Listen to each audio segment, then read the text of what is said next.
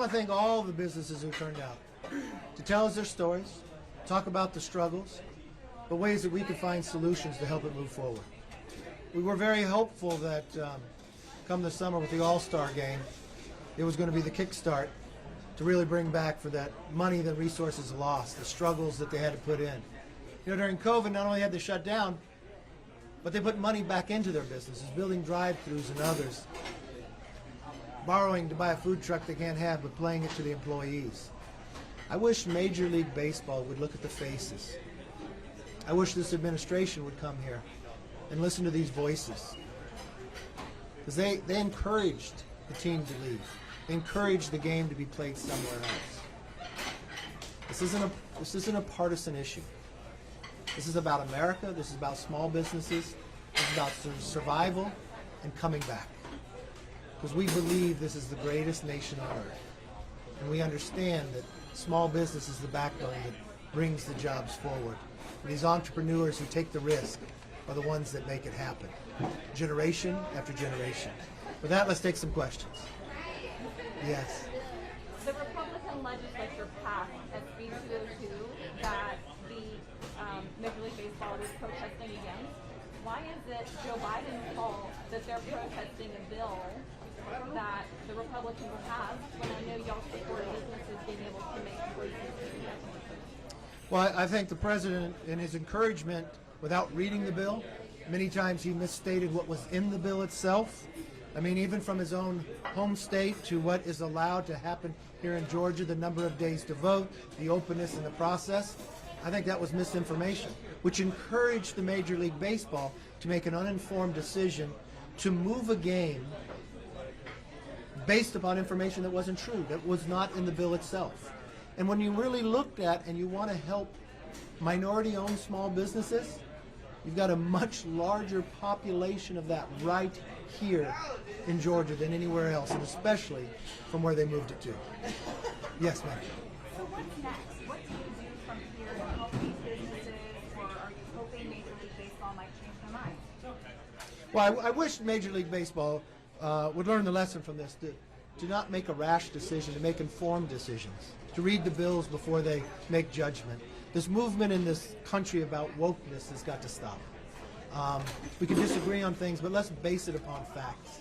What I really want to have happen here is not the people who have been hurt, the small businesses, but more importantly, every single one that stood up here, the entrepreneur that risked everything, they would tell you it wasn't about them. They're more concerned about their employees. How do they help them? They put a lot of plans, they put a lot of investment into that week. And for a lot of people that get an all-star game, that's Christmas for their business. That helps them go on to other months. I think Major League Baseball should find a way to make it up to this community, because they made an uninformed decision and they harmed a lot of people who are out of work and could have made overtime, could have been able to make investments that they were missing, especially after COVID. How much do you think is Jeffrey Stacey Abrams is behind some of this to move the ball game out of Georgia? Do you believe she was behind it? You know, I'm not from Georgia. I'd let one of these announce that there. But I would think, regardless of where you are in a party, you would be excited about celebrating your state. You would be excited about showing off.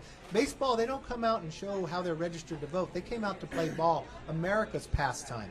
And that's an excitement to be here, to be able to achieve the right to have the All-Star game. And it's not just one night, it's the home run derby. It's the people who come from across the nation to be able to see this state, to walk into diners such as this, to go and see your arts and your other communities that are here.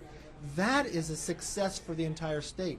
That is why people would like to have it. So I would hope nobody in Georgia would have encouraged them to leave. I think that would be the wrong approach. Representative Ferguson, there are thousands of Delta employees that live in your district. Are they a big business that you think has done bad and do you wish them ill? No, we stand with the Delta employees. I happen to represent more Delta employees and their families than any other member of Congress. And we're standing with them. We've had many of them come to us and say, thank you for being our voice. We are afraid to speak up. We're afraid for our jobs. We're afraid of the hostile work environment that's been created there. So, no, we stand with it. I get on a Delta flight every week to go back and forth to D.C. It's not wrong to punish the men and women of Delta because their CEO lost his moral compass on this issue.